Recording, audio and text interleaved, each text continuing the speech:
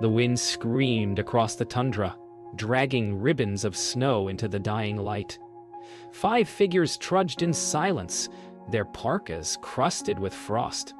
Elira adjusted her mask, watching her breath crystallize against the visor. Somewhere beneath their boots, machines had caught an impossible signal. Metallic, rhythmic, alive. Jonas raised his arm, halting the team.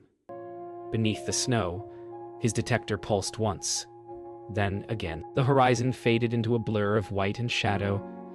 Elira knelt, brushing away layers of ice. Her glove met something smooth, dark, and warm. The ice hissed as it melted around it. Jonas crouched beside her, jaw tightening. "Metal," he muttered. Elira's voice dropped to a whisper. "No. Something older." The wind fell silent. For a heartbeat, it felt like the world was listening.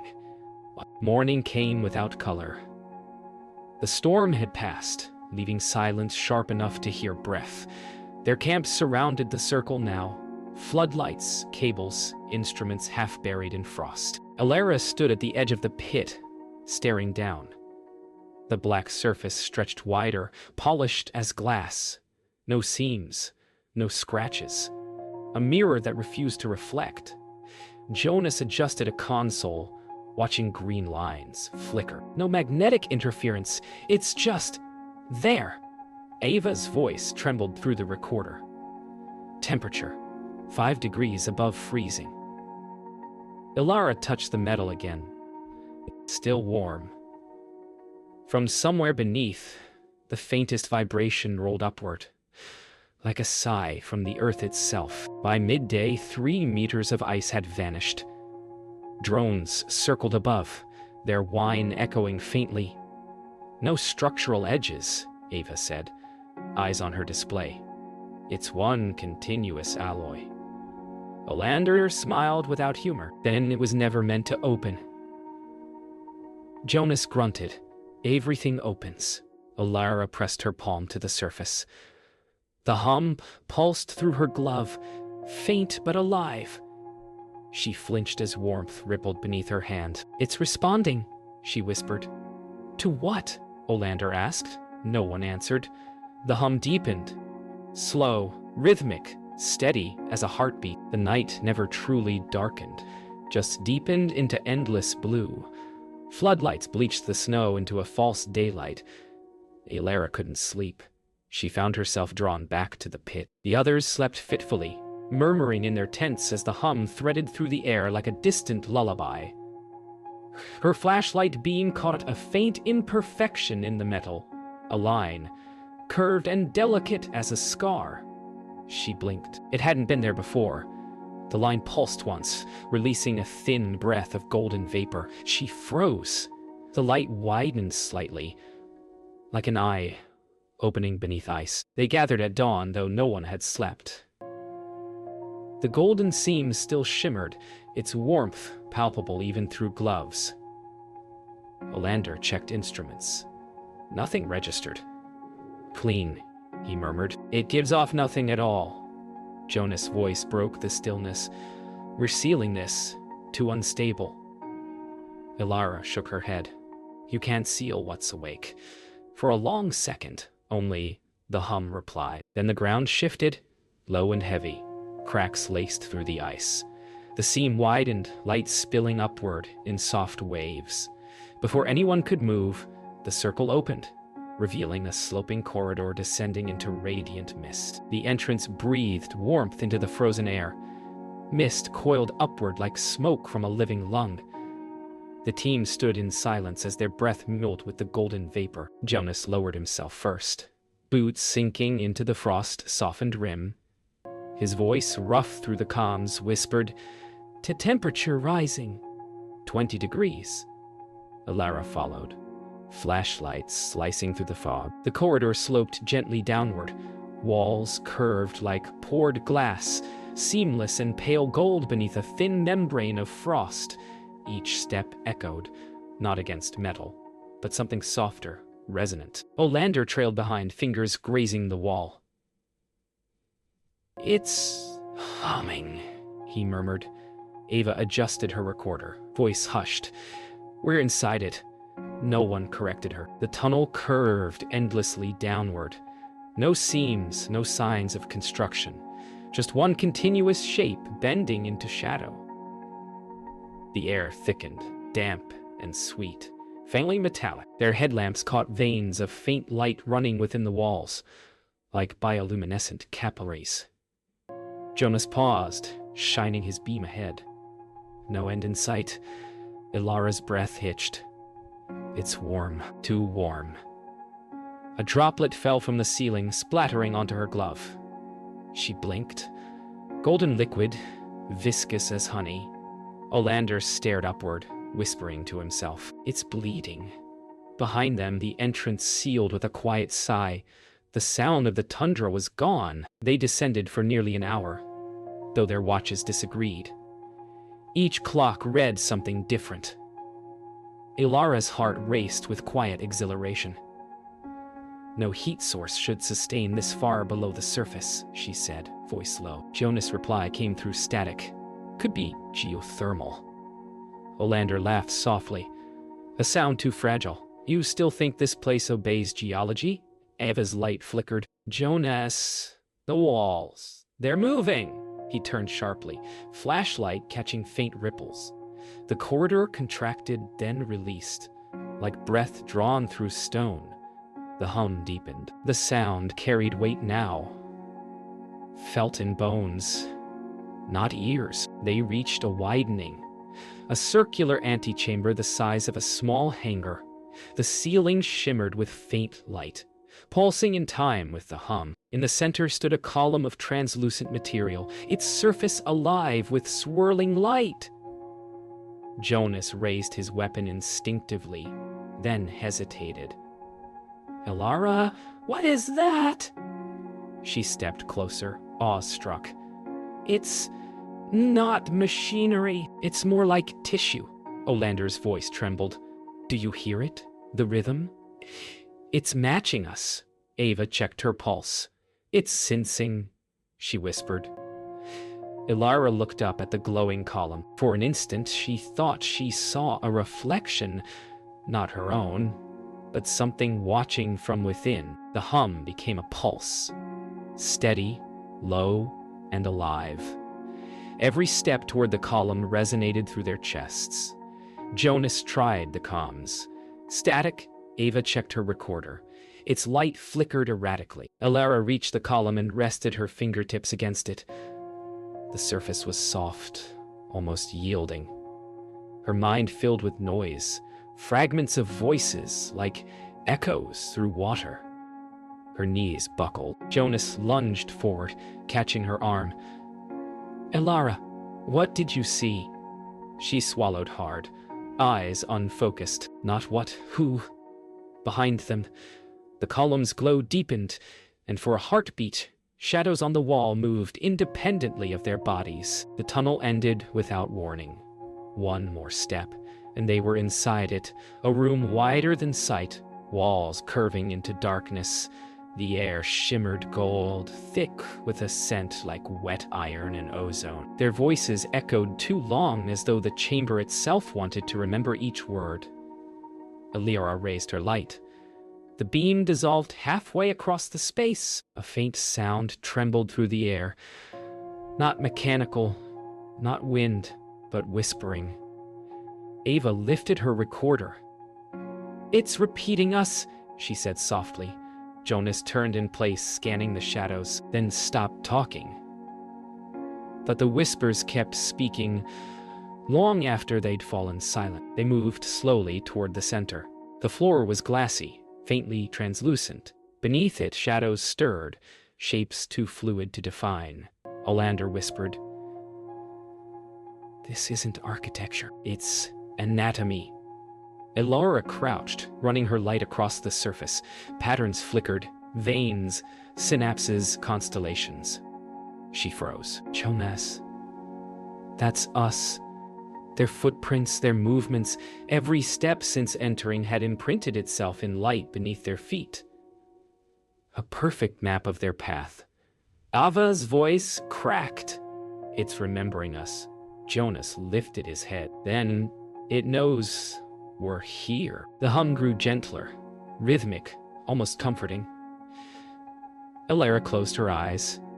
The sound wasn't noise anymore. It was thought, pressed softly against her own. Images flickered behind her lids, waves breaking under a red sky, a city swallowed by snow, hands reaching toward her through mist.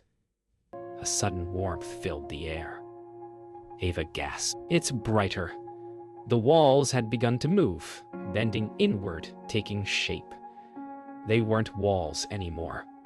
They were memories, fragments of their own faces, blurred reflections shimmering within gold mist. Jonas whispered, "It's showing us ourselves." Jonas snapped, "We're leaving. Now." He reached for his comms. Static again, louder this time, a chorus of distorted voices all speaking his own. The same words, delayed, reshaped. Alara shook her head. "Dave, you can't leave a mind by walking away." The words weren't hers. She felt them as if whispered through her skull. Olander stepped forward, touching the wall. Eight's communicating. "Look." The surface bloomed with shapes, spirals, arcs, symbols older than language. They pulsed in response to his heartbeat. Ava pressed her palms to her ears. "It's too loud," she murmured, though the room was utterly silent. The lights dimmed all at once. The hum fractured into silence. Then, a pulse. Not sound, not vibration, a memory. Alara gasped as visions flooded her. Endless seas frozen in a single breath. Towers of light, beings without faces. Her knees hit the floor. Jonas' voice was distant. "Alara? What's happening?" She couldn't answer. The column in the center had changed. No longer glowing, but transparent. Within it, shapes floated like drifting silhouettes, suspended between solid and smoke. Ava whispered, Those are us." And then one of the shadows turned its head. Alara woke to warmth instead of cold. Her visor fogged, her heartbeat slow and heavy. For a moment, she thought she was back in the base, until the golden mist cleared and the walls breathed around her. Jonas knelt nearby, flashlight trembling in his grasp. "You were out for hours," he said, voice frayed. Ava sat against the wall, recorder dead in her lap. The lights went out. The shadows didn't. Olander stood before the column, whispering in another language. Alara pushed herself up, every breath thick. The room pulsed once, faintly, synchronizing again. "I think it's alive," she murmured. Jonas' answer came hollow. "Then we're inside its body." Olander spoke first. "It's not a machine. It's a vessel." Jonas turned sharply. "For what?" Olander's gaze stayed fixed on the symbols drifting across the column. "Memory is storing everything. Ours, theirs, whatever came before." Alara stared at the patterns, feeling them vibrate under her skin. "It's recording us," Ava's voice cracked. "Then it knows what we're afraid of." The golden light dimmed to amber. Shapes began to rise within the walls. Blurred outlines forming faces, places, moments from their own pasts. Jonas froze. The first image was of his daughter, smiling through a storm of static. Time fractured. The air shimmered like heat on glass. Ava's voice echoed twice when she spoke. "We've been here longer than we think." Their watches spun meaningless numbers. The mist shifted hue, from gold to bruised violet. Alara pressed her hand to the floor. It pulsed once, echoing her heartbeat exactly. "It's copying us," she whispered. Jonas paced the perimeter, every breath visible. "Then what happens when it's done?" Olander laughed softly. "We won't need to leave. We'll exist here, No one realized the laughter that followed his wasn't his own. Elara felt the pulse rise inside her chest, matching the chamber's rhythm. Her flashlight flickered, then failed. Light seemed to come from nowhere and everywhere at once. She saw the others as if through water. Slow, dreamlike, unreal. The whispers began again, forming words now, familiar and intimate. Ava's recorder switched on by itself. From its speaker came their own voices, replayed out of order.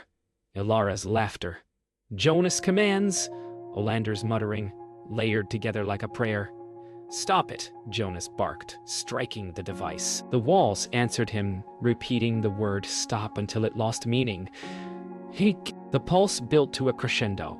Steady, thunderous, filling the air until it felt like a heartbeat inside their skulls.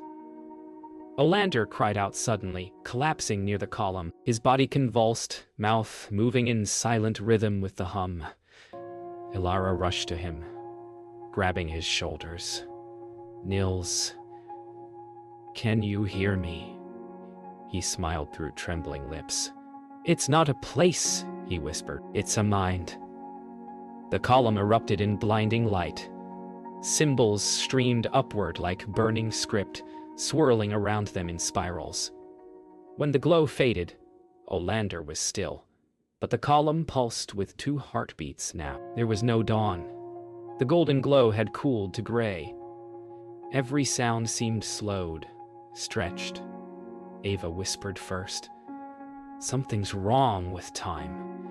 Jonas checked his instruments, numbers looping, unreadable. Elara crouched beside Olander's body. His eyes were open, unblinking. The hum beneath the floor pulsed in rhythm with his chest, though he no longer breathed. She reached for her recorder, whispering, "Day 3, or day 1 again." "I can't tell," the walls answered with her voice, repeating her words perfectly a half-second later. Jonas turned, gun raised. "Who said that?" The room replied, "Who said that?" Ava began hearing voices, not through the comms, inside her head, faint but distinct. They spoke in her own tone, finishing thoughts she hadn't yet said aloud. "Elara," she whispered. "I think it's inside us," Jonas muttered. "It's in everything." The floor shifted subtly beneath them, as though exhaling.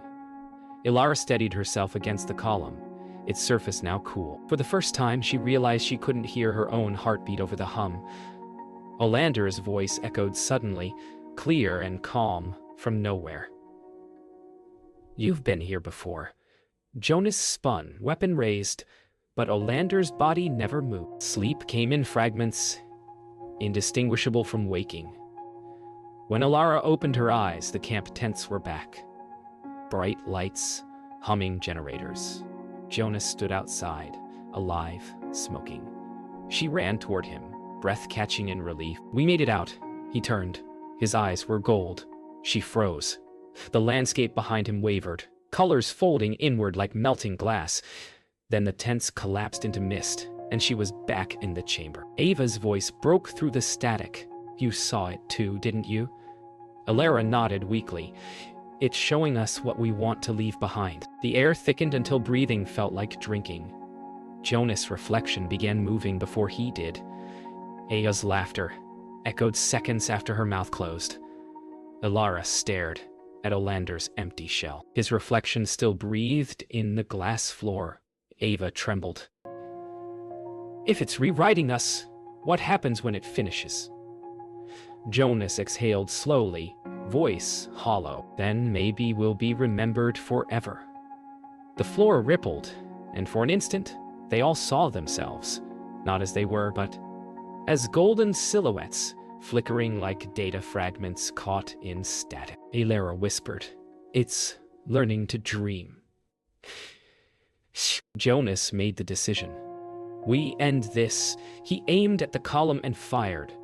The sound vanished before the bullet hit. The air froze. Then, a sound like thunder cracking through water. The column split down its center, bleeding light so bright it seared the air. Ava screamed. The recorder burst into flame in her hands. Elara shielded her eyes, but through the glare she saw something. Thousands of mirrored forms, stretching endlessly inward. Not echoes, copies. Jonas' voice broke apart in static. It's recording. Then the world folded, and the chamber exhaled darkness. When Elara opened her eyes, the light was gone. The chamber lay cold and gray, every trace of gold extinguished. Jonas lay nearby, breathing shallowly, face streaked with frost. Ava was curled against the wall. Her recorder melted into a lump of black resin. Elara stood unsteadily. The column was split, but no longer glowing. Its center a perfect void that swallowed the beam of her flashlight. "Jonas," she whispered. He stirred, groaning. "Did we stop it?" Elara looked around the hollow at the stillness that felt less like peace and more like waiting. "I don't think it ever stopped." They found the corridor again, or something pretending to be it. The path sloped upward now, lined with frost that glittered like powdered glass. Their lights flickered in sync with their heartbeats. Every step echoed twice. Jonas spoke without conviction. "We climb. We get out." Ava said nothing. Her eyes tracked invisible movement along the walls, as if reflections were whispering. Elara pressed onward, leading them through breathless air. The hum was gone, replaced by a faint rhythmic clicking, like an enormous clock counting down. And with each tick she felt the world tilt a little further away from what it had been. Hours or minutes passed before they saw the first light. The tunnel ended in a pale blue glow. Beyond it lay open air, swirling snow, and the ghost of the sun above the tundra. Jonas stumbled forward, laughter breaking through cracked lips. "We're out," he breathed. Elara stepped beside him. The wind was still. The horizon stretched wide and silent, but raw. The sky was darker than it should have been, and the snow glittered faintly gold.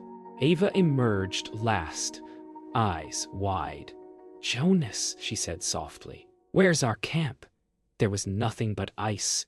No tents, no equipment, no tracks. Only smooth, unbroken snow. They walked toward where the base should have been. The wind carried no sound, not even their own voices. Elara checked her compass. It spun lazily, indifferent. The GPS showed nothing but static. Jonas stopped first. "Elara," he said, pointing. There ahead, half buried in ice, stood the remains of their research shelter. Metal corroded, walls collapsed. But the logo on the side was worn to dust. Ava's voice broke. "How long have we been gone?" Elara knelt, brushing snow from a sign, letters erased by decades of wind. "Too long," she whispered. The aurora above flickered once, and then went still. That night, or what passed for night, they built a fire from scraps of the ruined base. The flames burned blue. Jonas sat in silence, eyes fixed on the horizon. "If it's been decades," he said softly, "then who found the signal that brought us here?" Elara stared into the flames. Beneath the crackle, she heard it again. The hum, faint but familiar, pulsing in the rhythm of her heartbeat. Ava lay curled near the fire, whispering to her melted recorder. "It's still recording," she said, eyes unfocused. Elara looked back toward the distant mound of snow, where the tunnel had been. The wind had already buried it. The wind returned after 3 days of stillness. It came softly at first, sweeping fine snow over the wreckage, erasing their tracks one grain at a time. Jonas had stopped speaking.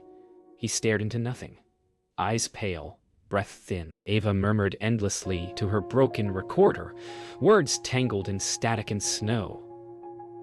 Elara watched the horizon where the sky met the frozen plain. The hum beneath the ice was faint again, distant, patient. She knew now it had never been a discovery. It had been an invitation. Somewhere beneath the snow, the door waited for the next ones to listen. By morning, Jonas was gone. His rifle lay in the snow beside his footprints, 12 steps leading outward, then nothing. Alara followed the trail until it disappeared, the air trembling faintly beneath her boots. She looked back to Ava, who was still whispering to the wind, repeating the same phrase, "Is still listening." Alara whispered, "I know." Far beneath her, the hum deepened once, an acknowledgement. She turned toward the empty plain and realized there was no sunrise, only a pale horizon, pretending to be one. Alara began recording again, using the last working transmitter. Her voice was soft, steady, almost calm. "To whoever finds this," she said, "don't open what you find. It isn't waiting for you, it's remembering you." She described the warmth beneath the ice, the hum, the faces that appeared in the light. She spoke of time bending, of the way the room copied them perfectly. Her final words trembled. "If you hear it calling, walk away." She turned off the recorder, set it on the snow, and watched as frost crept across its surface until the red light dimmed and died. Hours later, the storm came. It rolled from the horizon in a wall of white, swallowing sky and ground alike. Alara stood until the wind took her balance. She closed her eyes as snow swept over her face, erasing warmth, sound, and memory. Somewhere deep beneath, she felt the hum vibrate once more, gentle, almost tender. Then everything went still. When the storm passed, the plain was flawless again. No camp, no bodies, no door, only silence so perfect it felt alive. Years later, or maybe years before, an automated probe swept the Arctic plain. It detected an anomaly, a faint heat signature beneath 5 kilometers of ice. The data was flagged, transmitted, archived. No one read the report. Far below, in the buried dark, the doorway pulsed once. The hum began again, soft, patient, eternal. And through the static of an old frozen recorder, a woman's voice whispered, "Walk away." Then the snow fell heavier and the world forgot.